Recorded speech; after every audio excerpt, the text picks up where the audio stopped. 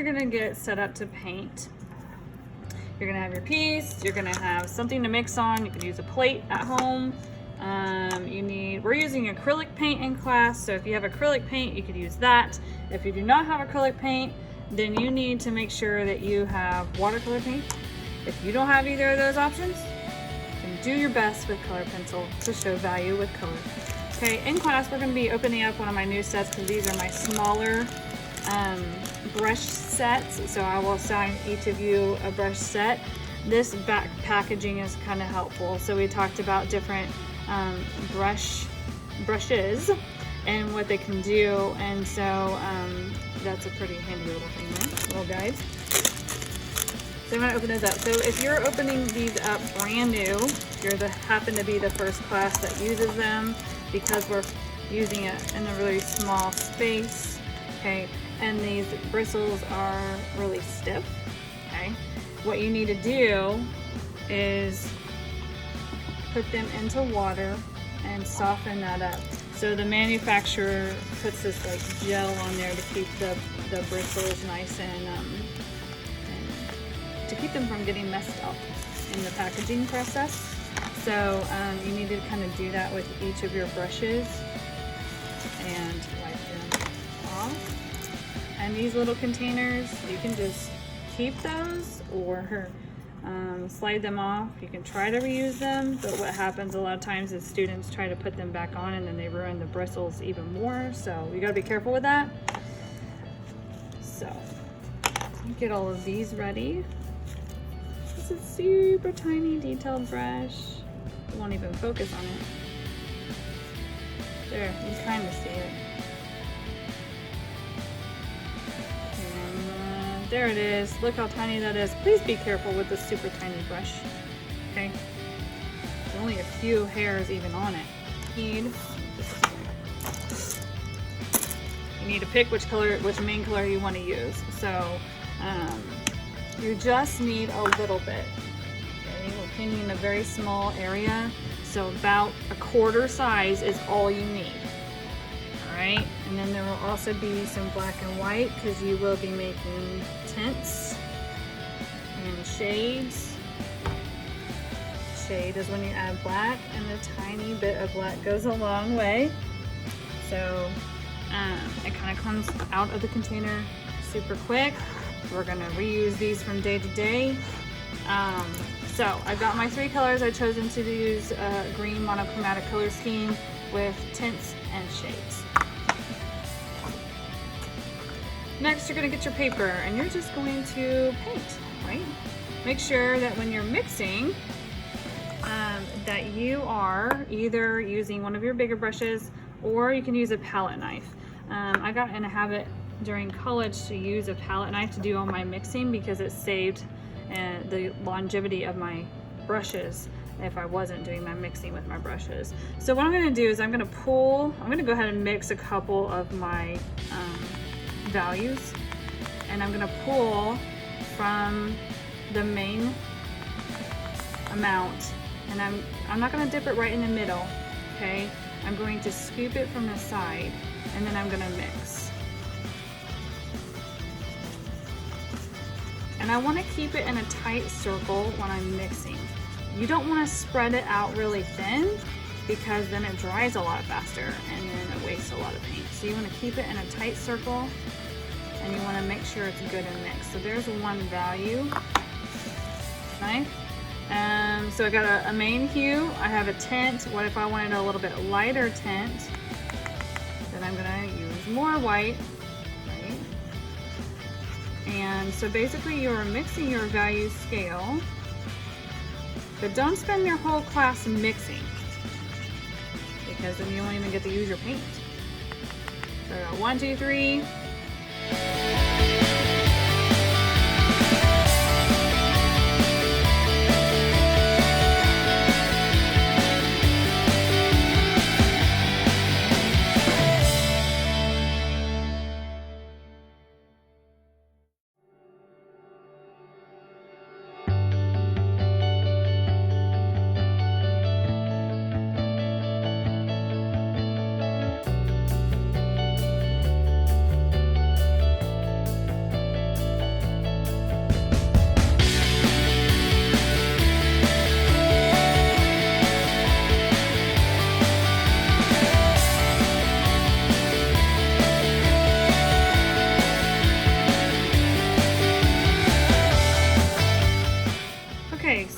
for atmospheric perspective, you should have layers within your drawing, within your keyhole that you have chosen to do. So the further the object is, the lighter it is, the lighter in value. So you gotta think about your layers and what you want to do. It is easier to work lightest to darkest when you're painting, and so you can always cover up any mistakes that you may have. Now it's time to paint. So again, the lightest area is in the background, right? So you want to make sure that you're using whatever size brush that you need, and you first get it wet with acrylic paint, and then you grab your color and you paint.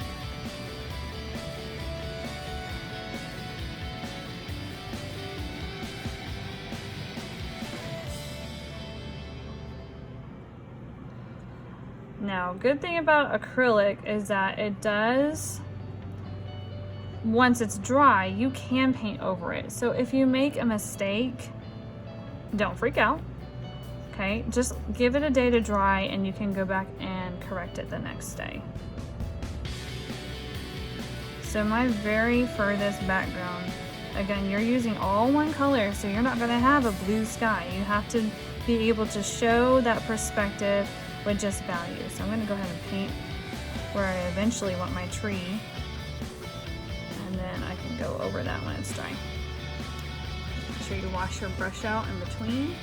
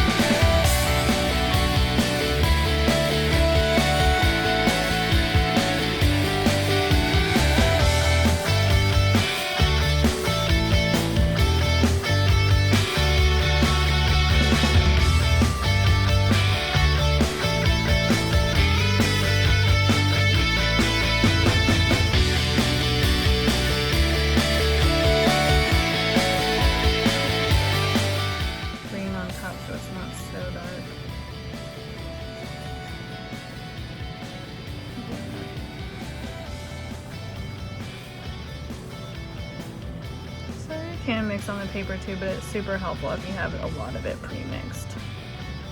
Alright, so I have a nice transition for my water.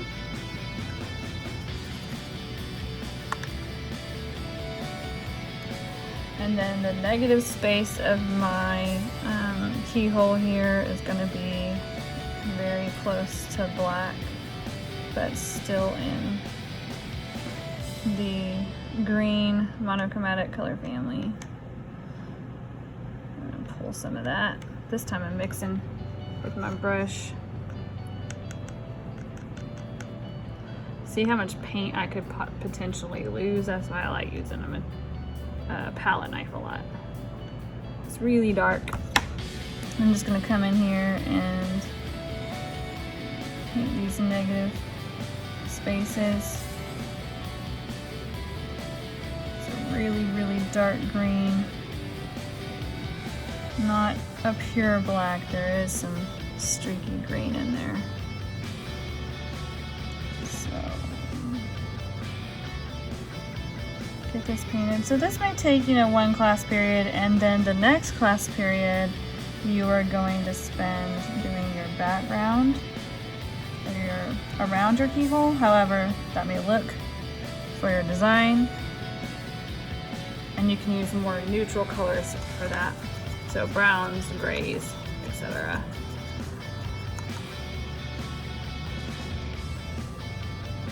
Because we do want the focal point to be the keyhole.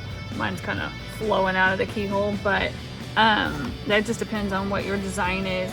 So I'll kind of pre-plan some where my positive and negative space is. So these puzzle pieces I will come back and do color on, and I will do a color around here as well.